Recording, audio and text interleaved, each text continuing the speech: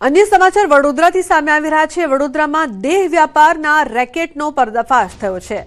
Waghodia road Vaikuntha ચોકડી નજીક દેહ વ્યાપાર સનરાઈઝ ટાવરમાંથી ઝડપાયું છે રેકેટ। એએચટીયુની ટીમે 11 યુવતીઓને સુરક્ષિત છોડાવી છે।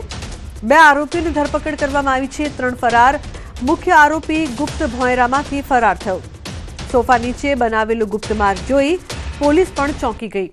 44,000 રોકડા, મોબાઈલ, લેપટોપ સહિત મુદ્દામાલ કબજે કરવામાં આવ્યો છે। ફરાર આરોપીઓ પર અગાઉ પણ ગુના નોંધાયેલા છે તો પોલીસ સ્ટેશનમાં દેહ વ્યાપાર અને માનવ તસ્કરીનો ગુનો નોંધાયો છે। ફોન લાઈન પર હાર્દિક જોડાયા છે વડોદરાથી વધુ માહિતી આપવા માટે। હાર્દિક, શું છે સમગ્ર ઘટના? જે પ્રકારથી દેહ વ્યાપારના રેકેટનો પર્દાફાશ થયો છે? બિલકુલ થી જો આ ઘટના એટલા માટે ગંભીર અને શર્મસાર કરતી ઘટના કહી શકાય, કારણ કે વડોદરા શહેરને સંસ્કારી નગરી કહેવામાં આવે છે અને સંસ્કારી નગરીમાંથી આટલા મોટું જે છે દેહ વેપારનું આખું રેકેટ જે છે તે એન્ટી હ્યુમન ટ્રાફિકિંગ યુનિટ છે તેમના દ્વારા ઝડપી પાડવામાં આવ્યું હતું।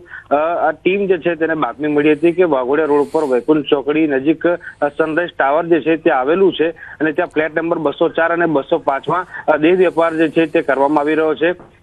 પોલીસની ટીમે જ્યારે ત્યાં જઈને રેડ કરી તો પશ્ચિમ બંગાળની 10 અને એક દાર્જિલિંગની યુવતી જે છે તે મળી આવી હતી। આ 11 જે યુવતીઓ છે તેમનું સફળતાપૂર્વક રેસ્ક્યુ જે છે તે કરવામાં આવ્યું છે।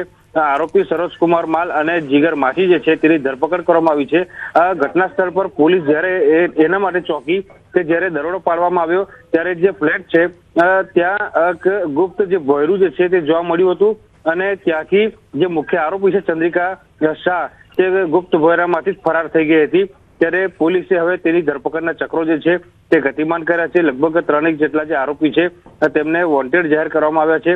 રેડ દરમિયાન 44,100 રોકડ અને લેપટોપ, મોબાઈલ સહિતનો મુદ્દામાલ જે છે તે કબજે કરવામાં આવ્યો છે।